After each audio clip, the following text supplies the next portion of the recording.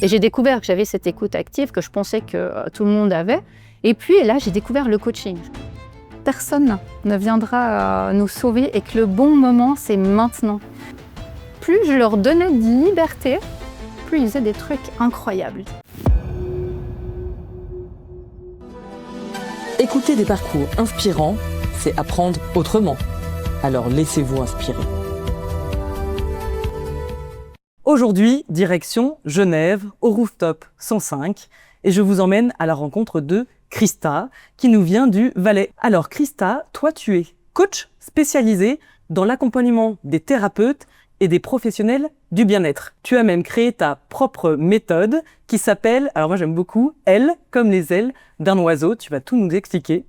Mais avant de pouvoir guider les autres, tu as toi-même traversé un sacré parcours de transformation. Alors Christa, bienvenue dans Parcours Inspirant. Bonjour Agnès. Je suis super contente d'être avec toi et moi j'aimerais que tu nous expliques. Avant de devenir entrepreneur, tu étais prof et j'aimerais que tu nous racontes un petit peu ce que tu retiens de cette période. Ouais, j'étais prof pendant 15 années. Ok. Et ce que je retiens de cette période, c'est vraiment ce qui m'a amené au coaching, c'est ce qui m'a amené au développement personnel et à cette transformation dont tu as parlé finalement, à développer, à déployer mes ailes, comme je le dis, à créer cette méthode. Parce que j'enseignais à des étudiants du monde du social. Ok. Santé sociale. Au départ, le français, c'était ma première place de job. J'avais quasi le même âge qu'eux, à 5-6 ans près. Okay. Et ces jeunes, ils avaient un parcours de vie incroyable. Et je me disais, waouh, à leur âge, moi, j'avais pas du tout vécu toutes ces épreuves, toutes ces étapes. Et j'ai découvert le monde du social. J'ai trouvé ça incroyable, fascinant. Je me disais, mais peut-être j'aurais dû aller dans le social et pas dans l'enseignement. Et puis à un moment, dans cette école, j'ai pu donner des cours de projet social et j'ai découvert tout le monde du social, carcéral, EMS, monde de l'enfance, de la santé, tout. Okay. Et puis, je suis sortie de ma salle de classe avec mes étudiants et j'ai créé des projets. Et ils ont créé, parce que c'est eux qui ont créé ces projets qui étaient incroyables. Il y a des étudiants qui sont allés en Afrique du Sud, des étudiants qui sont allés au Bénin, au Vietnam. Ah, ok, pour mener à bien ces projets, oui, ils sont allés... Okay. Exact, ils devaient créer des projets de A à Z pour toucher à un domaine du social. Et tout ça, ça m'a amené vraiment à découvrir ces étudiants, ce monde du social. Aussi, ce côté, je me disais, waouh, ils osent faire des choses. Je ne sais pas si moi, j'aurais osé. Ils ont été lever des fonds, demander des sponsors incroyables. Et tout ça, ça m'a vraiment ouvert cette porte au monde du social et cette envie d'audace, d'oser, d'autonomie, de liberté. Donc, toi, tu les accompagnais, en fait, dans leurs projets. Exactement. Quand tu es prof, tu leur donnais une thématique et ensuite tu les accompagnais. Okay. Exactement. Et puis c'est là aussi que j'ai vu que j'avais un rôle qui n'était pas vraiment de prof à ce moment-là, mais vraiment justement d'accompagnante, un peu de coaching. Et c'est à ce moment-là que j'ai voulu me former au coaching pour avoir des outils très concrets pour les accompagner que j'avais pas. Ok. Et quel a été le déclic où tu t'es dit, ok, je quitte ce job, entre guillemets, à vie pour te lancer dans l'entrepreneuriat? Ça a été tout un chemin, ça ne s'est pas fait en plusieurs fois, je dirais qu'il y a eu plusieurs déclics. Okay. Le premier grand déclic, c'est la naissance de ma fille en 2014, il y a 11 ans, bientôt 12 ans maintenant. Ouais. Là, quand j'ai eu ma fille, vraiment ça a changé quelque chose chez moi, déjà du fait que mon travail c'était tout. Avant que j'aie eu ma fille, j'étais hyper investie dans tout ce que je faisais. Et quand j'ai eu ma fille, je suis partie en congé maternité, moi qui me sentais presque essentielle à l'école. Vraie working girl. En 6 mois, j'avais disparu. Je me rappelle même le vendredi, je mangeais avec des collègues et ils m'avaient remplacée par une autre collègue. Je me suis dit, non mais en fait, je suis loin d'être essentielle. Et puis après, quand j'ai eu ma fille, j'avais qu'une envie, c'était de rentrer la voir, de passer du temps chez moi. Et puis, j'ai eu un gros lâcher-prise sur plein de choses. Il y avait plein de choses qui étaient plus si importantes. Et puis aussi, une sensibilité qui était aussi beaucoup plus forte dans mon travail aussi de prof. Et cette envie de contribution. Et je me sentais presque à l'étroit dans ma salle de classe à me dire, mais moi, j'ai envie de faire des choses, d'aller dans des endroits. J'allais dans ces institutions, je rencontrais ces gens du social. J'avais envie de plus. Et la moitié du temps, en fait, je le passais hors de ma salle de classe où j'ai invité des gens à venir dans ma classe. Et ça a été mon premier grand déclic. Et puis après, tous ces étudiants justement du monde du social, ils venaient me raconter leur vie quand on allait visiter des lieux. Donc, ça me prenait aux tripes, vraiment. Je rentrais à la maison, je me disais waouh. Ouais, t'avais envie de partir avec eux aussi et faire partie de leur projet. Et puis de leur vécu aussi, de leur vécu personnel, de pourquoi ils avaient choisi le monde du social. Je me disais waouh, ils ont un vécu. Mais moi, je vivais dans le monde des bisounours. Moi, dans ma jeunesse, à leur âge, j'avais jamais vécu, même à l'âge, à 25 ans, quand j'enseignais, 27, 30 ans, j'avais même pas vécu le millième de ce qu'ils avaient déjà vécu. Et je me disais, mais moi, c'est quand même prenant de rentrer à la maison avec ça. Je suis pas assistante sociale, je suis pas psy, j'ai pas forcément la distance aussi professionnelle. Il me manquait quelque chose. Et je voyais qu'ils aimaient venir me parler de leur parcours, de leur vie partagée, d'un endroit où on avait été faire une visite. Parce que j'imagine qu'en fait, ils allaient dans des lieux comme tu parlais des prisons, et ils revenaient avec des émotions et des choses qu'ils voyaient compliquées à gérer. Exactement. Puis un vécu avec eux, moi aussi, j'ai passé par là, j'ai eu des migrants qui m'expliquaient leur parcours, que je me disais, waouh. Et quand même, je me sentais de ne pas avoir assez d'outils, déjà pour moi, pour me protéger, et puis pour eux, pour les écouter. Donc, j'ai vu un cours qui s'appelait Écoute active dans une formation. Ouais, je me suis dit, mais je vais faire ça, écoute active, ça c'est génial. Je saurais comment les écouter, c'est ce qu'ils viennent chercher. Et j'ai découvert que j'avais cette écoute active que je pensais que tout le monde avait. Et puis là, j'ai découvert le coaching. Je ne connaissais pas du tout le coaching, c'était en 2017-18.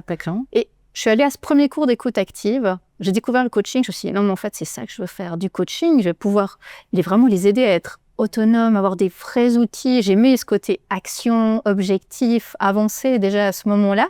Et je suis allée faire toute la formation de coaching.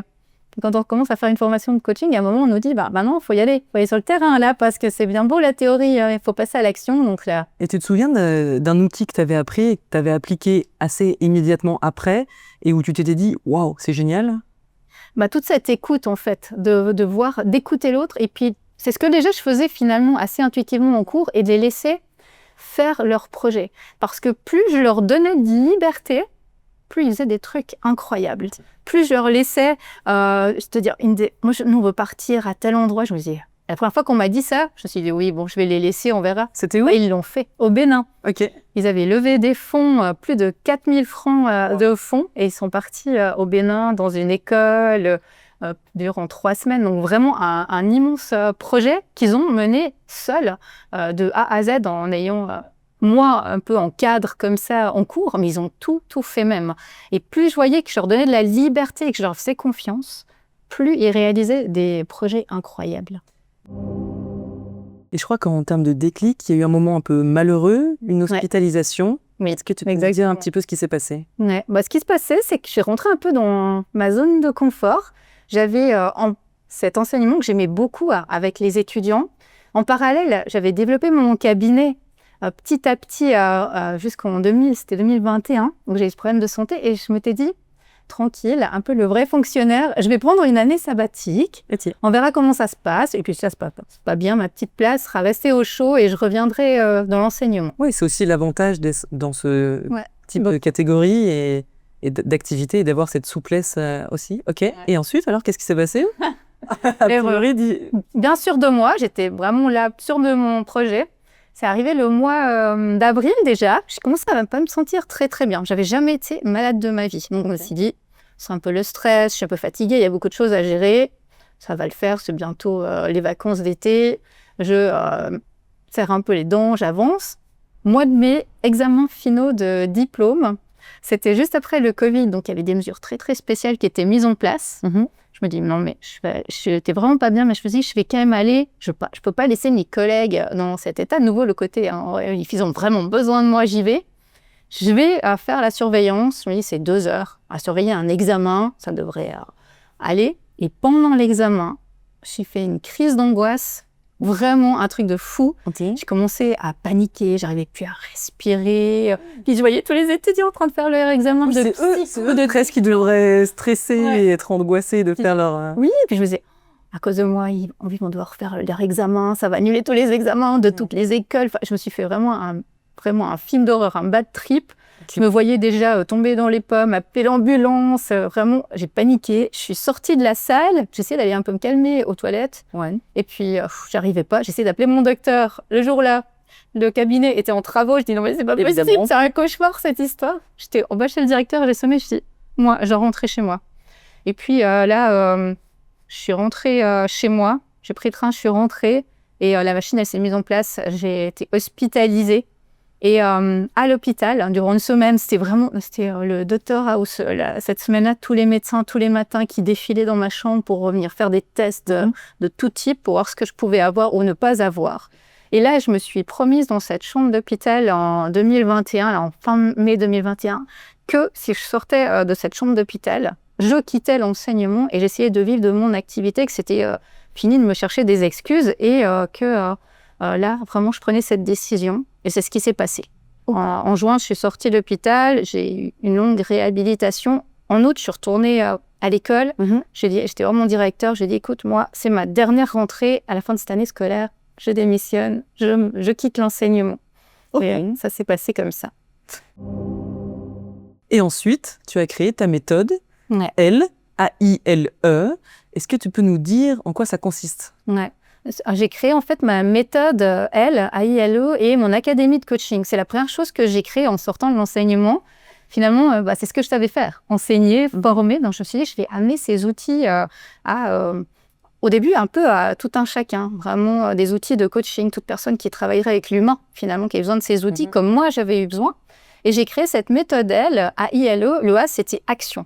Parce que je me suis rendu compte dans cette formation de coaching que moi j'aimais passer à l'action, c'était l'action qui amenait les résultats clairement. Le I, c'était le I de illimité, parce qu'on avait vraiment tous ce potentiel illimité en nous pour réaliser ce que l'on souhaite. Le L de liberté, mais vraiment liberté d'être, qui est vraiment une valeur principale pour moi. Le E de éveil. Éveil à tout ce qui est énergétique et spiritualité.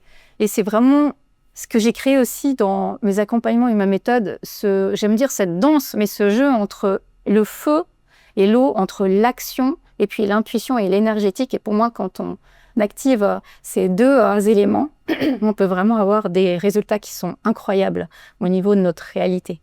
Et est-ce que tu as un outil ou quelque chose que tu aimerais nous partager qui marche particulièrement bien et qui agit presque comme une sorte de déclic avec les personnes qui viennent, parce que tu formes donc des thérapeutes dans le bien-être. Et est-ce qu'il y a vraiment quelque chose où ils ressortent et ils se disent « Waouh, ça, c'est génial ». C'est vraiment l'action en fait. C'est vraiment ce fait d'oser faire des choses qu'on n'a jamais osé. Et quand je parle de choses, c'est pas sauter dans le vide en parachute. C'est vraiment des petits pas, mais qui font que, allez, je prends mon téléphone, j'appelle cette personne, j'envoie ce mail, je fais cette première vidéo. Et vraiment, le fait d'oser faire ces choses, ça permet d'avancer et puis de faire de son cerveau son meilleur allié. Quand j'ai quitté l'enseignement en 2022, la première chose que je suis allée faire en octobre 2022, quand j'ai lancé mon académie, je suis allée marcher sur le feu. J'avais besoin de prouver à mon cerveau. Mais toi, toute seule, t'as lancé un feu et... Non, je suis allée dans vraiment un endroit où, exprès, une initiation. D'accord. Et là, je me suis dit, mais je veux prouver à mon cerveau que tout est dans notre tête, dans notre mindset et que tout est possible. Et je suis allée à une initiation à Lyon pour marcher sur le feu. Wow. Et vraiment... Après, il y avait une vidéo, je regardais cette vidéo, je me disais, mais c'est incroyable, marcher sur des braises à plus de 1000 degrés, finalement. Mais en combien de temps t'as pu faire ça? Une soirée. Ah, en une soirée? Ouais, en une soirée. Ok. Et ça, c'est aussi ce que tu proposes aux personnes que tu formes? Alors, pas forcément. D'accord. Ça peut être une des initiations. D'accord, moi, tu proposes donc. Ça peut être elles qui choisissent, souvent celles qui choisissent en fait des initiations pour sortir de leur zone de confort. Il y a des gens qui partent, par exemple, tout seuls. En voyage, ou qui font des choses qu'ils n'auraient pas osé. Une personne, en fait, elle avait sauté en parachute ou fait du parapente, des choses comme ça. Donc toi, tu aides en fait à activer cette action individuelle au travers de ce coaching. Tu as aussi des masterminds, je crois? J'ai un mastermind. Oui, exactement. Pour ce compte, j'ai formé mes premières académiciennes à l'époque, mes 7 premières académiciennes. À la fin, elles m'ont dit, mais Christa, c'est génial d'avoir tous ces outils de coaching, mais finalement, on en fait quoi maintenant?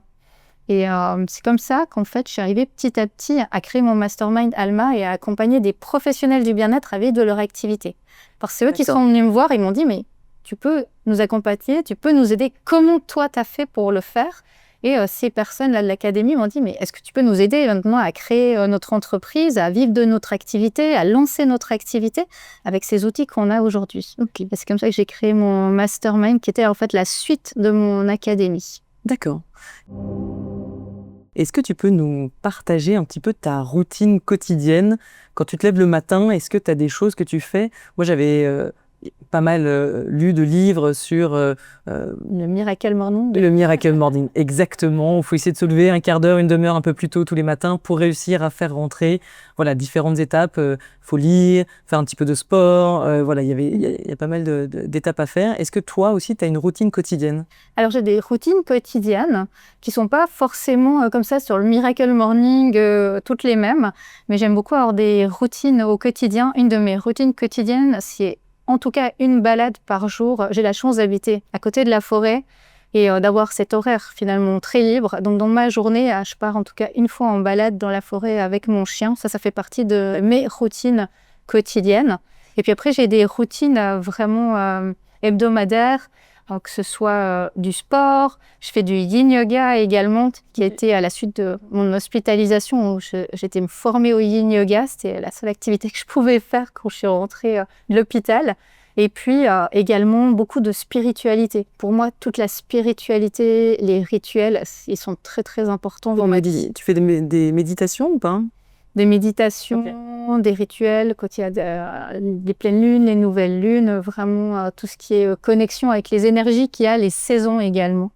Et si là, par exemple, je te dis en ce moment, je suis fatiguée, je suis pas en grande forme, ce qui est d'ailleurs assez la réalité, je t'avoue, est-ce que tu aurais un conseil à donner en se disant, OK, bah là, dans ta journée, ce serait bien de faire ça et ça, parce qu'au voilà, au bout d'une semaine ou deux, c'est très bénéfique pour ton corps et ton esprit? Voilà, de s'écouter. Vraiment d'écouter son rythme et puis d'écouter aussi notre extérieur. Parce que la nature, finalement, elle nous montre tout et on est complètement aujourd'hui déconnecté, cette réalité de la nature. Mais en automne, l'hiver, la nature, elle se repose. Et nous, on est tout le temps dans l'action. Et finalement, une fois qu'on commence à s'écouter, à écouter son rythme, à le connaître, ce rythme, et on accepte que, comme tu le dis, il y a des jours où on est fatigué, on n'est pas en forme. Et c'est tout à fait normal. Et qu'on prenne ce temps aussi dans nos sociétés pour se reposer et pas être toujours dans l'action, dans ce feu, il faut aller de l'avant, bosser tous les jours, de telle heure à telle heure. Ok, s'écouter et être proche de la nature. Écoute, je te propose qu'on attaque les 3 instants signatures.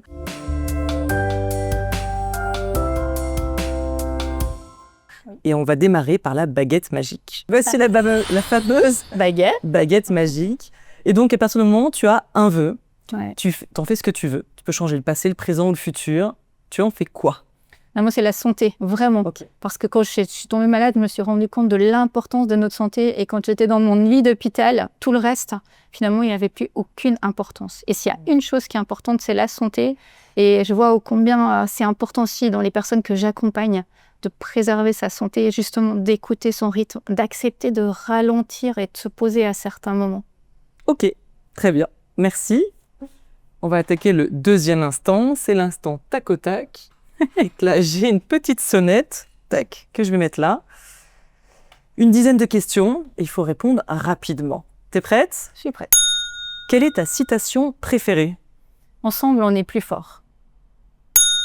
Si tu devais choisir un mot pour décrire ton parcours, tu choisirais lequel? L'audace. Quel est ton plus gros échec? Un lancement en 2023. Zéro vente à mon lancement. Ah ouais?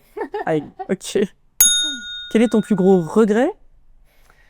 De ne pas avoir quitté l'enseignement plus tôt, d'avoir dû tomber malade avant de le quitter. Quelle est la leçon de vie la plus importante que tu aies apprise? Celui de cet échec en 2023. Ouais. Qu'il n'y a aucun échec en fait et que chaque palier, chaque échec nous amène à un nouveau palier de réussite. Quel conseil tu aurais aimé qu'on te donne quand tu étais petite? De croire en toi. Croire en soi, aller de l'avant, oser. Tout est possible. Quelle est la phrase que tu répètes le plus souvent aux personnes que tu coaches? Que c'est en faisant des choses qu'elles n'ont jamais faites qu'elles auront des résultats qu'elles n'ont jamais eus. Donc le A de L. Et bien écoute, on a fini l'instant tac au tac. On va attaquer le dernier instant. C'est la minute inspirante. Alors, je vais lancer le minuteur. Et tu as, à partir de maintenant, 1 minute pour inspirer nos auditeurs. Ça démarre maintenant. Alors aux auditeurs qui m'écoutent, vraiment, ce que j'ai envie de vous dire, c'est d'oser. D'oser vraiment faire cette chose que vous n'avez jamais osé et d'aller de l'avant. De se dire que personne ne viendra nous sauver et que le bon moment, c'est maintenant. Que d'y aller. Vraiment que c'est que l'action et l'audace qui font qu'on a des résultats. Des fois, on se voile un peu la face en se disant qu'il y a des gens qui ont plus de chance, que c'est plus facile pour les autres. Mais c'est loin d'être le cas. Chacun vraiment a ce pouvoir et ces ailes, ce pouvoir illimité en lui. Et vraiment d'oser aller de l'avant et de réaliser les rêves de chacun. Trop fort. Merci beaucoup, Christa, d'avoir partagé avec nous ton parcours. J'invite nos auditeurs à réagir, à nous dire en commentaire ce qu'ils ont envie et nous poser des questions également. Ce sera un plaisir d'y répondre. Merci beaucoup. Merci Agnès. Si tu es encore là, c'est que cet épisode t'a plu. Alors pourquoi ne pas le faire savoir ? Maintenant, les algorithmes décident de tout. Alors montrons-leur que ce podcast mérite d'être vu et écouté. Et il y a 2 choses qui fonctionnent. 1, abonne-toi. Et 2, partage cet épisode. Juste avec une personne. Chaque semaine, il y a un nouvel épisode, donc une nouvelle dose d'inspiration. Parce qu'une histoire partagée, c'est une inspiration qui voyage. Vous êtes de plus en plus nombreux à écouter ce podcast, alors merci. Maintenant, tu fais partie de cette aventure, alors fais-le savoir.